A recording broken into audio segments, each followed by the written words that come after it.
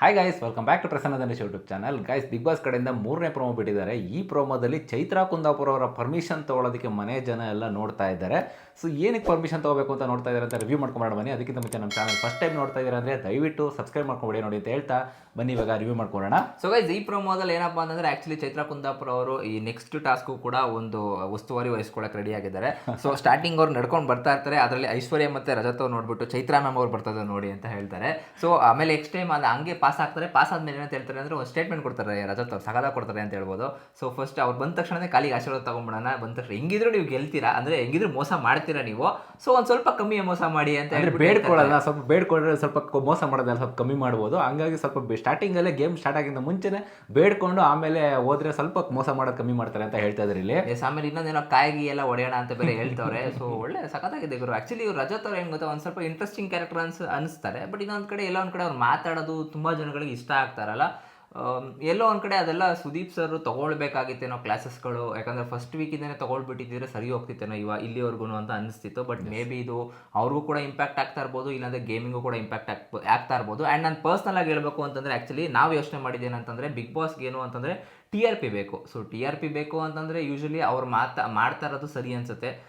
But ಇನ್ನೊಂದು angle humanity ವ್ಯಾಲ್ಯೂಯಲ್ಲಿ basis ಮೇಲೆ ಯೋಚನೆ ಮಾಡ್ತಾರೆ. ಮಕ್ಕಳುಗಳು ನೋಡ್ತಾ ಇರ್ತಾರೆ ಶೋಗಳನ್ನ, ತುಂಬ ಮಕ್ಕಳುಗಳು. ಸೊ ಅವರು ಕೂಡ ಅದೇ ರೀತಿ ಫಾಲೋ ಮಾಡ್ತಾರೆ ಅಂತ ಏನೇ ಮಾತಾಡಲಿ, ಬಟ್ ಅಂದರೆ ಬ್ಯಾಡ್ ಲ್ಯಾಂಗ್ವೇಜ್ಗಳನ್ನ ಯೂಸ್ ಮಾಡಬಾರ್ದು. ಅದೊಂದು ತಲೆಯಲ್ಲಿ ಇಟ್ಕೊಂಡು ಅವ್ರು ಗೇಮ್ ಮಾಡಿದ್ರೆ ಸೊ ಅವರು ಟಾಪ್ 5 ಬರೋದಂತೂ ಕನ್ಫರ್ಮ್ ನಮ್ಮ ಪ್ರಕಾರ. ಸೊ ನನಗೆಲ್ಲೋ ಒಂದು ಕಡೆ ನಿನ್ನೆ ಭಯ ಆಗೋಗಿತ್ತು ಆ್ಯಕ್ಚುಲಿ. ಎಲ್ಲೋ ಒಂದು ಕಡೆ ಲಾಯರ್ ಜಗದೀಶ್ ಅವರು ಇದೇ ರೀತಿ ಮಾಡಿ ಮನೆಯವರೆಲ್ಲ ವಿರುದ್ಧ ಆಗಿ ಲೈಕ್ ಯಾವ ರೀತಿ ಹೊಡಿಯೋದಕ್ಕೆ ಆಮೇಲೆ ತಳ್ಳೋದಕ್ಕೆಲ್ಲ ಅವಕಾಶ ಮಾಡಿಕೊಡ್ತು, ಅದೇ ರೀತಿ ಆಗ್ಬಿಡುತ್ತೇನೋ ಅಂತ ಅಂದ್ಕೊಂಡೆ.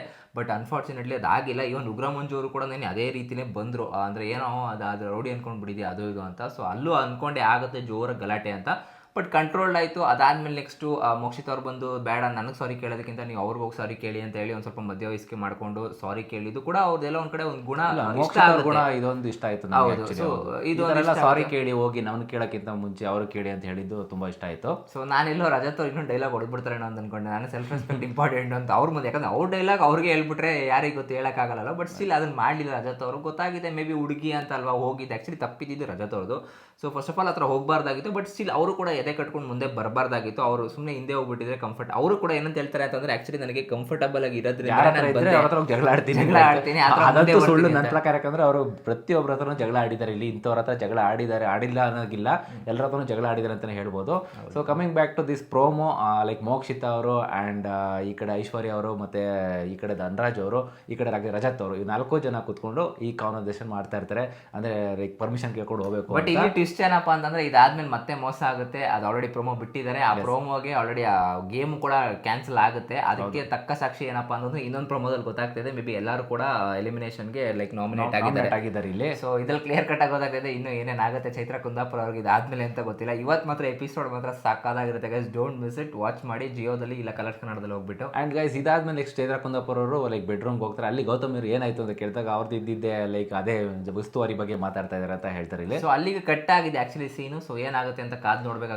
ನಿಮ್ಗೆ ಚೈತ್ರಾ ಕುಂದಾಪುರ ಅವ್ರ ಬಗ್ಗೆ ಉಸ್ತುವಾರಿ ಬಗ್ಗೆ ಸರಿನಾ ತಪ್ಪ ಅಂತ ಕಮೆಂಟ್ ಮಾಡಿ ತಿಳಿಸಿ. ಆ್ಯಂಡ್ ನೀವು ಯಾವ ಟೀಮಿಗೆ ಸಪೋರ್ಟ್ ಮಾಡ್ತಾ ಇದ್ದೀರಾ, ಕರ್ನಾಟಕ ಕದರ್ಸ್ಗ ಇಲ್ಲ ಕರುನಾಡ ಕಿಲಾಡಿಗಳ ಅಂತ ಕಮೆಂಟ್ ಮಾಡೋ ಕೆಲಸ ಮರಿಬೇಡಿ. ಆ್ಯಂಡ್ ಈ ವಿಡಿಯೋ ಇಷ್ಟ ಆಯಿತು ಅಂತ ಹೇಳಿ ಲೈಕ್ ಮಾಡೋಣ ಮರಿಬೇಡಿ. ಸಿಗೋಣ ಮುಂದೆ ನೋಡಿದರೆ ಅಲ್ಲಿ ತನಕ ಬಾಯ್.